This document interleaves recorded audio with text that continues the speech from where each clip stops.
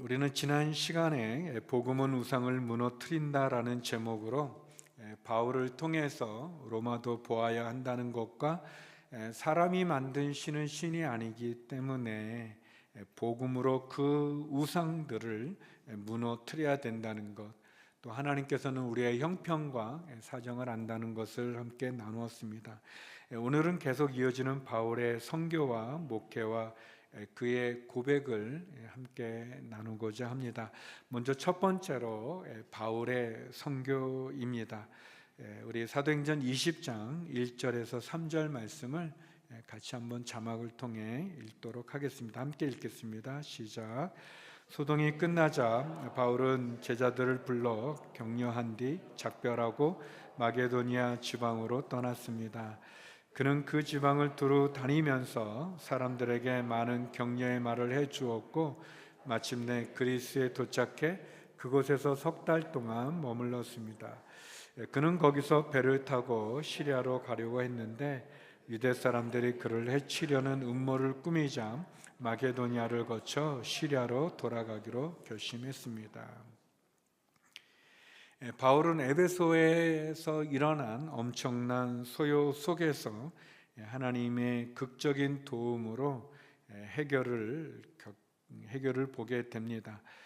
이제 바울은 그 에베소의 사역을 마치고 예루살렘으로 가기 전에 마게도냐와 아가야를 다시 한번 순방하게 됩니다.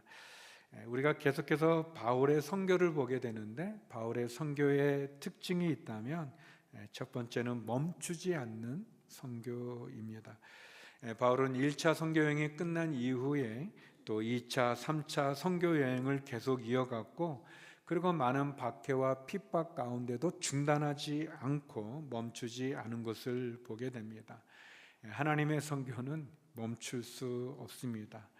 주님이 오시는 날까지 우리는 생명이 다하는 그 날까지 주의 복음을 땅끝까지 증거해야 될 것입니다. 바울은 고린도, 아테네 그리고 두로와 에베소에 이르기까지 그의 선교는 멈추지 않고 계속 진행되는 것을 보게 됩니다. 또 두 번째 바울의 선교의 특징이 있다면 그것은 전략적인 선교인 것을 보게 됩니다. 우리가 계속해서 바울의 선교의 여정을 따라가고 있는데 바울이 그냥 무작정 아무데나 막 간 것이 아니라 중요한 거점의 도시들을 중심으로 복음을 전했습니다. 또 고린도와 에베소에는 오랜 기간 머물면서 고린도에서는 2년, 에베소에는 3년 정도 또 머무르면서 복음을 전하고 제자들을 세우는 것을 보게 됩니다. 예수님께서도 전도하러 떠나는 제자들을 향해서 너희는 내가 너희를 보내는 것이 마치 양을 늑대 소굴로 보내는 것 같구나. 그러므로 뱀처럼 지혜롭고 비둘기처럼 순결해야 한다라고 권면하셨습니다. 우리가 복음을 전하고 선교를 하는데 사도 바울이 보여주는 것처럼 전략적인 그런 선교와 뱀처럼 지혜롭고 비둘기처럼 순결함이 우리에게 필요하다고 말할 수 있습니다. 우리가 하나님의 일을 할 때 그냥 막 하는 것이 아니라 생각을 가지고 전략을 가지고 하는 것이 필요하겠죠. 세 번째 바울 선교의 특징이 있다면 그것은 열정적인 선교입니다. 저는 저와 여러분이 이런 바울의 열정의 한 10분의 1? 너무 큰가? 뭐 한 20분의 1 그것도 좀 어렵다고 저도 그래 그 정도는 해야 되지 않을까요? 뭐 한 바울의 그 가지고 있는 그 바울의 그 열정에 뭐 한 20분의 1, 한 50분의 1이라도 우리가 그런 열정이 있었으면 좋겠습니다. 저를 좀 보세요. 우리가 이 바울이 얼마나 막 핍박도 엄청나고 고난도 많지만 포기하지 않고 물러서지 않고 좌절하지 않고 끝없이 가지 않습니까? 끝없이 갑니다. 그 주님을 사랑하는 열정, 어떻게든지 복음을 전하고자 하는 그의 열정, 이 바울 선교의 특징, 그 이 끝없는 열정, 어떻게 하면 복음이 없는 곳으로 갈 수 있을까? 어떻게 하면 예수님의 복음을 전할 수 있을까를 계속해서 고민하고 그 타오르는 그 마음으로 전하는 그 헌신이 우리에게도 있기를 원합니다. 우리 본문 계속 보면 우리 사도행전 20장 14절에서 16절인데요. 같이 한번 읽어보겠습니다. 시작. 우리는 아소에서 바울을 만나 그를 태우고 미들레네로 갔습니다. 그 이튿날에는 그곳에서 배를 저어 기호 맞은편에 이르렀고 그 다음날 사무를 지나 그 이튿날에는 밀레도에 도착했습니다. 바울은 아시아 지방에서 지체하지 않으려고 에베소를 지나쳐 가기로 했습니다. 그는 가능하면 오순절에 맞춰 예루살렘에 도착하려고 서둘렀던 것입니다. 바울이 이제 유월절을 지키고 싶었지만 유월절이 지나가자 그는 그러면은 오순절이라도 지키고자 하는 그런 마음, 성령으로 불타오르는 그런 바울의 마음, 복음을 전하기 위해서 계속해서 옮겨가고 핍박과 박해와 고난이 있지만 낙심하지 않는, 어떻게 보면 육신의 정욕, 안목의 정욕, 이생의 자랑을 다 버리고 오로지 주님에게 붙잡혀서 복음을 전하는 그의 선교의 열정, 저는 그 열정이 저와 여러분 우리들에게 있기를 간절히 소망합니다. 아멘도 없고 이 열정을 갖자고 그러는데 뭐 이렇게 냉담하면 안 되죠. 아무튼 그러니까 이제 그냥 무작정 아멘 하지 마시고, 그러니까 이제 주님에 대한 사랑, 또 그 주님의 복음을 전하고자 하는 그런 열정이 저와 여러분 우리 가운데 있기를 원합니다. 네 번째는 기적이 일어나는 선교였어요. 바울의 선교는 1차 전도 1차 선교 여행이죠.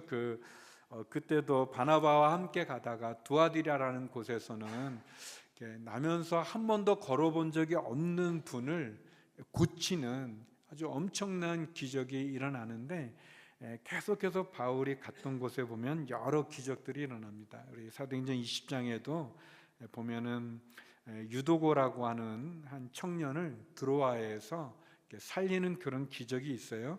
우리 9절에서 11절인데요. 같이 한번 읽어보겠습니다. 시작. 유도고라는 청년이 창가에 앉아 있다가 바울이 쉬지 않고 이야기하는 바람에 깊이 잠이 들었습니다. 골아 떨어진 그는 그만 3층에서 떨어지고 말았습니다. 일으켜 보니 그는 이미 죽어 있었습니다. 바울이 뛰어내려가 유도고 위에 엎드려 그를 껴안고 말했습니다. 소란 피우지 마시오. 그에게 목숨이 있어. 그러더니 바울은 다시 위층으로 올라가 빵을 떼어 먹은 후 날이 셀 때까지 오랫동안 강론을 하고 떠났습니다. 아멘. 그러니까 바울이 예루살렘에 가기 위해서 이제 드로아에서 말씀을 전하는데, 언제 또 드로아에 올지 모르기 때문에 그가 아마 이제 저녁 때부터 이제 말씀이 시작이 된 것 같은데 밤새 이제 말씀을 전하거든요. 밤새 말씀을 전하니까 아마 이 유도라는 청년이 낮에 일을 하다가 저녁에 와서 말씀을 듣다 보니까 힘들어서 졸음을 이기지 못해서 그냥 잠이 들어서, 근데 이제 아마 창문 턱에 이렇게 걸터 앉았었는지 떨어졌어요. 떨어져서 죽은 거예요. 그러니까 굉장히 어려운 일인데, 근데 바울이 그 죽은 유두고를 살립니다. 너무너무 좋죠. 굉장히 위로를 많이 받는, 아무튼 바울 선교의 특징이 있다면 그거는 많은 기적들이 일어나는 거예요. 근데 이 기적은 오늘날 우리들에게도 일어납니다. 여러분, 선교사님들이 선교를 할 때 많은 기적들이 일어나요. 많은 은혜들이 있어요. 제가 아는 어떤 목사님, 미국에 계신 분이었는데, 그분은 미국에서 이제 요르단으로 가고 저는 이제 서울에서 요르단 가서 이제 집회를 했는데, 그 목사님 통해서 집회 그 역사들이 많이 일어났었어요. 이제 기적 같은 일들이 많이 일어났어요. 저는 어땠냐?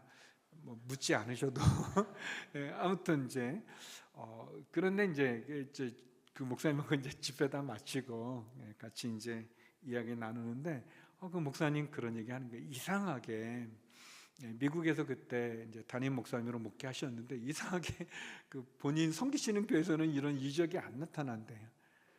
그런데 선교지에 가면 다른 곳에서는 그런 집회인데요. 그래서 이 능력이 그 미국에 입국할 때 이민국 지나가면서 이렇게 끝난다고 이제 뭐 그런 얘기를 했는데, 하나님께서 하나님의 복음을 전하는 그 일 가운데 기적들이 일어나죠. 바울의 선교, 멈추지 않는, 멈출 수 없는, 그리고 전략적인, 그리고 그 열정을 가지고 기적이 일어나는 그런 바울의 선교를 볼 수 있습니다. 두 번째, 오늘 본문에서 우리는 바울의 목회를 살펴볼 수 있습니다. 우리 본문 19절에서 21절 같이 한번 읽어보겠습니다. 시작. 내가 모든 겸손과 눈물로 주를 섬겼고 유대 사람들의 음모로 시련도 많이 당했습니다. 여러분도 알다시피 나는 여러분에게 유익한 것이라면 무엇이든 주저하지 않고 전했고 공중 앞에서 또 집집마다 방문하면서 여러분을 가르쳐 왔습니다. 유대 사람들과 그리스 사람들 모두에게 회개하고 하나님께 돌아와 우리 주 예수를 믿어야 한다고 선포했습니다. 사도 바울이 예루살렘으로 가는 길에 아까 우리가 읽은 말씀처럼 오순절에 참여하기 위해서 그가 에베소에 거치지 않고 밀레도라는 에베소의 남쪽으로 한 45km 떨어진 항구인데요. 그 밀레도에 있으면서 에베소의 장로님들을, 리더십들이죠, 이렇게 초대했습니다. 그래서 그들과 만나 함께 이제 어떻게 보면 바울이 그들에게 권면을 하는 건데, 바울의 그 권면 속에서 우리가 바울의 목회의 특징을 볼 수 있는데, 바울의 목회의 첫 번째 특징은 겸손과 눈물과 인내의 목회였다는 거예요. 여기 19절에 나온 것처럼 나는 여러분을 향해서 내가 겸손과 눈물로 섬겼습니다. 그리고 많은 시련이 있었지만 인내했습니다 라고 얘기합니다. 진정한 겸손은 자기 포기라고 생각합니다.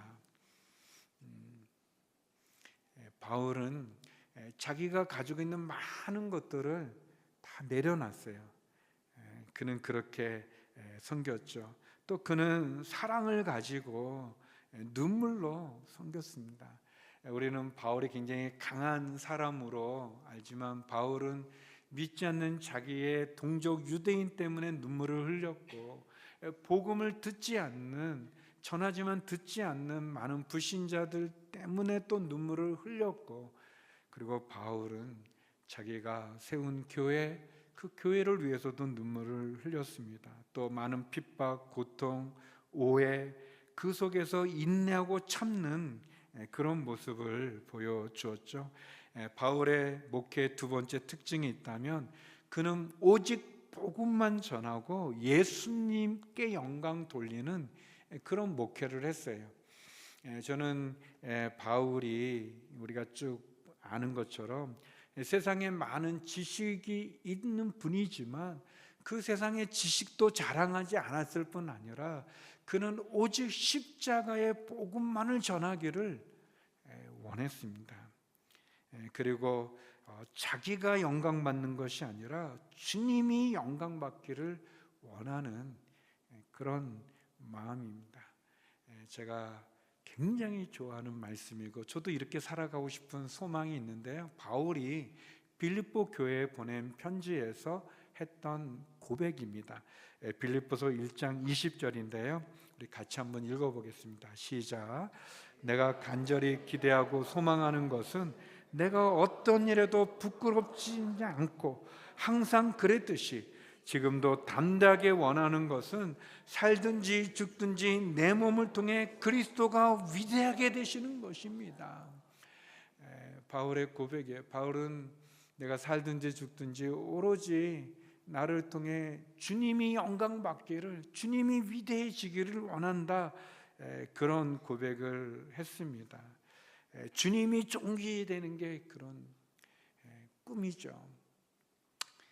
제가 좀 낙심되는 이 바울을 보면서 저도 이런 마음인데 좀 낙심되는 거는, 제가 설교를 마치고 이제 나가면 성도님들이 아유 목사님을 통해서 내가 말씀을 깨달았습니다. 목사님을 통해서 주님을 만났다. 그러면 좋겠는데 목사님 신머리가 많아졌네요. 이게 괴로워요. 이게 신머리가 중요한 게 아니라 많아졌지만 이게 그런. 근데 이제 바울이 이제 그리고 바울은 우리가 아는 것처럼 이런 삶을 살았습니다. 뭐 제가 어떻게 바울 선생님을 닮겠습니까만은 바울의 그런 목회는 진짜 복음을 전하고 주님만이 영광 받는 그런 목회였습니다. 저의 마음의 소원도 그렇고 또 우리들도 저나 여러분 우리 모두도 우리를 통해서 주님이 영광 받으실 수 있도록 우리를 통해 주님이 복음이 나눠질 수 있는 그런 은혜가 있기를 주님의 이름으로 축원합니다. 특별히 바울의 세 번째 목회의 특징이 있다면 그것은 성령님의 인도를 받는 목회였다라는 겁니다. 우리가 지금까지 쭉 사도행전 살펴보지만 바울이 이렇게 이제 성령의 인도함을 받지 않습니까? 소아시아에 복음 전하기 원했지만 성령이 막으시고 유럽으로 마게도니아로 이렇게 방향을 틀게 했을 때 순종해서 그렇게 갔죠. 또 그가 어떤 일을 할 때 특별히 에베소에 엄청난 부흥의 역사가 일어났지만 그 큰 부흥에도 그가 내가 로마를 보아야 하리라 성령께서 주시는 그 음성 가운데 나갔습니다. 우리 사도행전 20장 22절인데요. 같이 한번 읽어보겠습니다. 시작. 그리고 지금 나는 성령의 강권하신 가운데 예루살렘으로 가려고 합니다. 그곳에서 내가 무슨 일을 당할지는 알 수 없습니다. 여기도 보면 성령의 강권하심 그랬습니다. 여러분 사도 바울의 이 목회의 특징이 있다면 그가 성령님의 인도를 받았다는 거예요. 그러면 우리도 어떻게 성령의 인도함을 받는가? 그거는 관심이 있어야죠. 성령님의 관심이 있어야 성령님이 뭐 말하는 것을 듣지 않겠어요? 관심이 없으면 여러분 하나님은 굉장히 인격적입니다. 근데 그 하나님이 인격적이라는 것이 그게 좋기도 하지만 좀 우리가 잘해야 되는 거예요. 그러니까 뭐냐면 사단은 우리가 들어오지 마세요 이렇게 문을 딱 해도 사단은 이걸 깨트리고 비인격적으로 우리에게 들어와서 우리를 막 나쁘게 또 유혹하고 우리가 안 되게 막 그렇게 합니다. 근데 우리가 하나님 들어오지 마세요 이렇게 딱 하면 하나님 막 비인격적으로 하는 게 아니라 이렇게 기다리시는 거예요. 문 밖에서 기다리시는 거예요. 우리가 마음을 열 때까지 말이죠. 성령님 관심이 없으면 안 일어나는 거예요. 성령님도 인격적인 분이기 때문에 내가 싫은데 막 억지로 그런 분이 아니세요.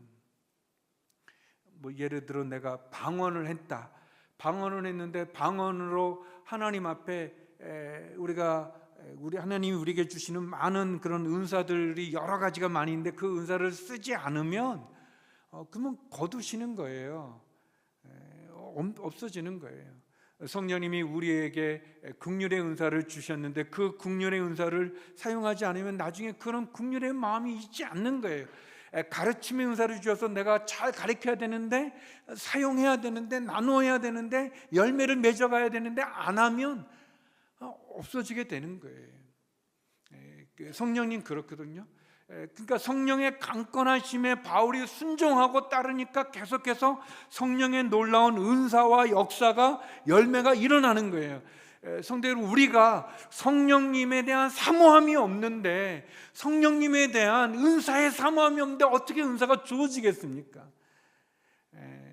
온누리교회 우리 모토 같은 표 같은 것 중에 하나가 성령님에 뒤처지지 않고 성령님보다 앞서지 않고 성령님보다 내가 막 앞서는 것도 아니고 성령님 뒤처져서 그냥 성령님 가세요 나는 그냥 알아서 그런 게 아니라 성령님의 인도함을 받을 수 있는 그래서 우리의 신앙생활 가운데 성령의 은사와 역사와 열매가 있기를 주의 이름으로 축원합니다. 사도 바울이 그런 모습을 보여주었습니다. 마지막 오늘 본문에서 나누고 싶은 세 번째는 사도 바울의 결단이에요. 사도 바울의 고백입니다. 우리 23절, 24절 같이 한번 읽어보겠습니다. 시작. 오직 내가 아는 것은 어떤 도시에 가든지 감옥과 고난이 나를 기다리고 있는 것을 성령께서 내게 증언해 주실 뿐입니다. 그러나 나는 내가 달려갈 길과 주 예수께서 내게 주신 사명, 곧 하나님의 은혜의 복음을 증언하는 사명을 다 완성하기 위해서라면 내 생명을 조금도 귀한 것으로 여기지 않습니다. 놀라운 바울의 고백이죠. 바울은 결단의 사람입니다. 바울은 이렇게 머뭇머뭇거리거나 주저주저하거나 그냥 흐리멍텅한 분이 아니세요. 분명한 결단을 했죠. 근데 그 결단이 다른 사람에 의해서 내리는 것이 아니라 본인이 결단하는 겁니다. 여기 보면 성령님께서 가르쳐 주세요.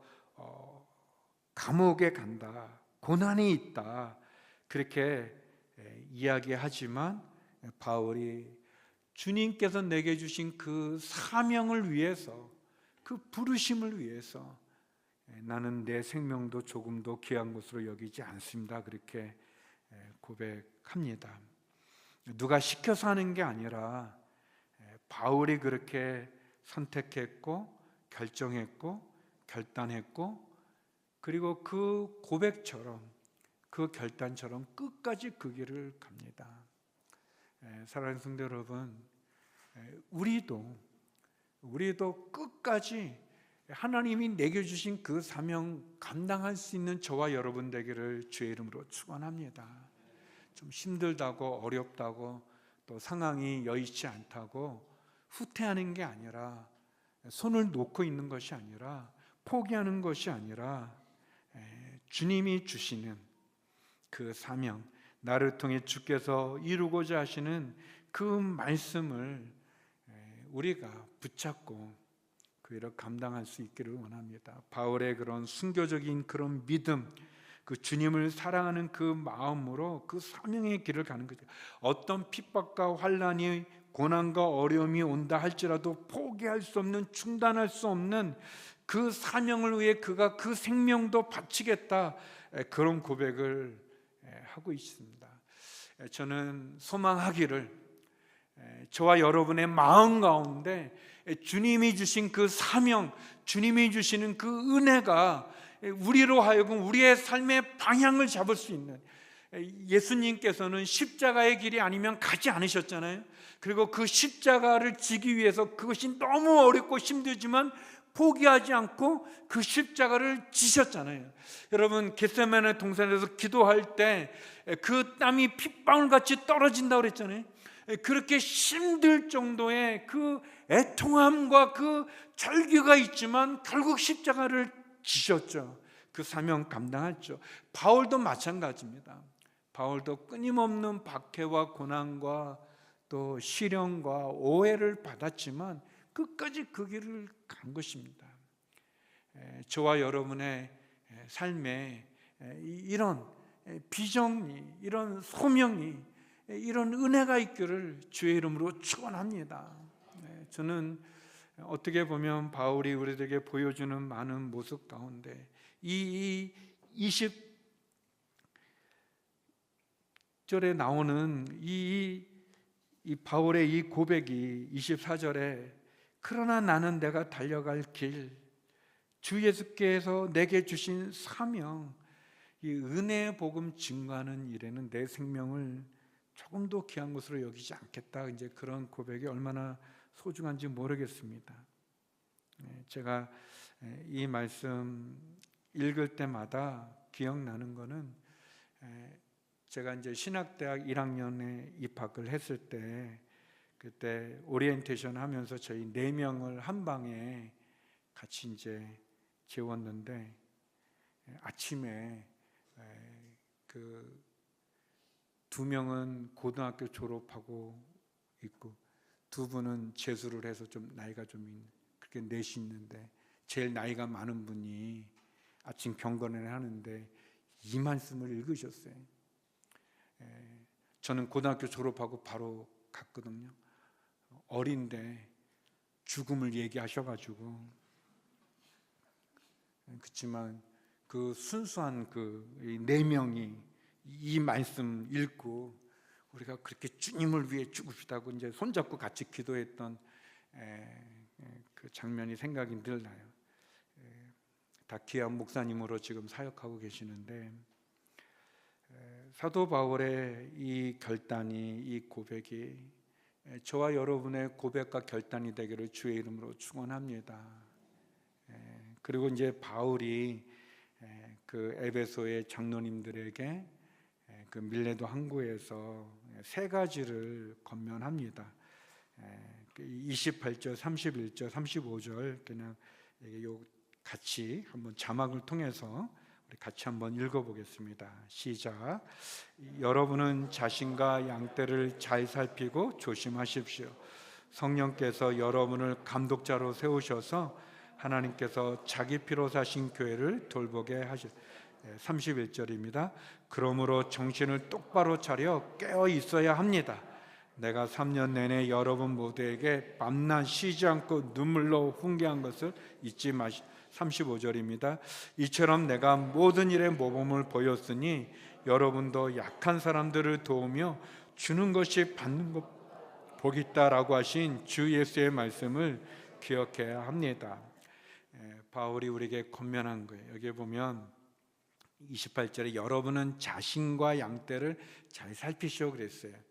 바울이 우리가 먼저 자기 자신을 잘 살피고, 그리고 우리가 감당해야 될 또 양떼들을 잘 돌보라 이렇게 했습니다. 먼저 우리 자신이 흠이 없고 부족함이 없어야 되겠죠. 우리 한국교회 우리 지도자분들이, 우리 목사님들, 장로님들, 권사님들, 우리 집사님들, 우리 세움받은 지도자들이 먼저 자기를 잘 살펴서 부족함이 없어야 됩니다. 여기 보면 하나님께서 자기 피로 사신 교회라고 그랬어요. 교회는 주님의 보혈의 피로 세워진 교회입니다. 교회는 그냥 단순히 취미가 같은 동호회가 모이는 그런 또 이렇게 뜻을 갖고 모이는 어떤 이데올로기로 모인 그런 정당이 아니에요. 교회는 클럽도 아니고 동호회도 아니고 정당도 아닙니다. 하나님께서 예수 그리스도의 보혈의 피로 사신 공동체, 이 공동체를 지키기 위해서 우리가 우리 자신을 돌아보고 또 그런 마음으로 우리 양떼를 돌봐야 되겠죠. 두 번째, 여기 보면 31절에 그러므로 정신을 똑바로 차려 깨어 있어야 합니다. 제가 좋아하는 표현이에요. 제가 싫어하는 게 흐리멍텅한 거, 좀 물에 교회에서 술 얘기하는 것좀 술에 물탄도 막 그러면 안 되죠. 우리가 정신을 차려야 됩니다. 저를 보세요. 이렇게 안 보는 분들 몇 분 있는데 눈을 똑바로 뜨시고 우리가 깨어 있어야 됩니다. 바울의 열정을 본받자고 그랬었는데요. 이게 너무 여기 뒤에 이제 설명이 나오지만 거짓 교사들, 이단들이 얼마나 많습니까? 우리를 미혹하고 유혹하는 그런 거짓 교사들로부터 우리가 우리 자신을 지키기 위해서 깨어 있어야 됩니다. 그리고 세 번째, 여기 주는 것이 받는 것보다 복이 있다 그렇게 얘기합니다. 이 예수님의 말씀인데 사복음서에 안 나오는 예수님의 말씀이에요. 그러니까 굉장히 중요해서 강조하는 거죠. 바울이 주는 것이 받는 것보다 복되다. 저는 저와 여러분이 받는 인생보다는 주는 인생 되기를 주의 이름으로 축원합니다. 누군가를 도울 수 있는 게 축복이죠.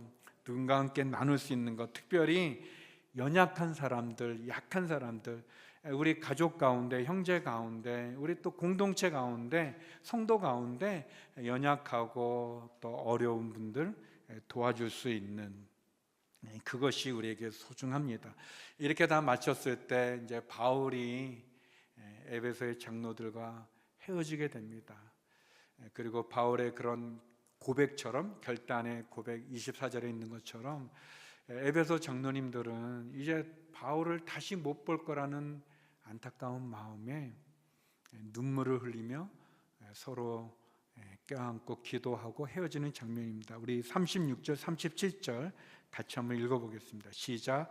바울은 이 말을 마치고 나서 그들 모두와 함께 무릎을 꿇고 기도했습니다. 그러자 그들은 모두 소리내어 울면서 바울을 껴안고 입을 맞추었습니다. 굉장히 아름다운 장면이죠. 주님 안에서 서로 이렇게 껴안고 기도하고 헤어지는 장면입니다. 96년 3월에 지금의 김포공항이죠. 그때 인천공항이 없었는데 제가 북경의 선교사로, 중국의 선교사로 가족과 같이 이렇게 가게 됐을 때 많은 분들이 나와서 막 껴안고 울지는 않았지만 울기는 했어요. 그러나 이제 껴안지는 않았지만 저를 위해서 또 우리 가족을 위해서 이렇게 기도를 해줬어요. 지금 생각하면 진짜 웃기는 거죠. 왜냐하면 중국 북경 제주도보다 조금 멀어요. 한 1시간 20분이면 가는데 마치 영원히 못 볼 것처럼 막 그렇게 울고 그랬었어요. 그렇지만 제 마음에 그 성도님들의 그 사랑, 그것이 그 기도, 그거 저가 얼마나 저를 지키고 또 은혜가 있는지 모르겠습니다. 여러분, 우리가 이런 아름다운 장면과 같이 우리 선교사님들을 위해서 기도하고 또 우리 자신도 바울이 우리에게 보여줬던 그의 선교, 그의 목회, 그리고 그의 결단, 그것이 우리의 고백이 될 수 있기를 주의 이름으로 축원합니다. 다시 한번 바울의 그 열정이 우리의 열정이 되어지고 바울의 그 부르심을 향한 그의 결단이 우리의 결단이 되어서 주님 오시는 그 날까지 우리가 믿음 가운데 승리하는 저와 여러분 되기를 주의 이름으로 축원합니다. 기도하겠습니다. 거룩하신 아버지 하나님, 바울의 고백이 우리의 고백이 되고 바울의 그 열정이 우리의 열정이 되어 주님 오시는 날까지 주께서 주신 사명 감당하는 저희 모두가 되게 하여 주시옵소서. 예수님 이름으로 기도드립니다. 아멘.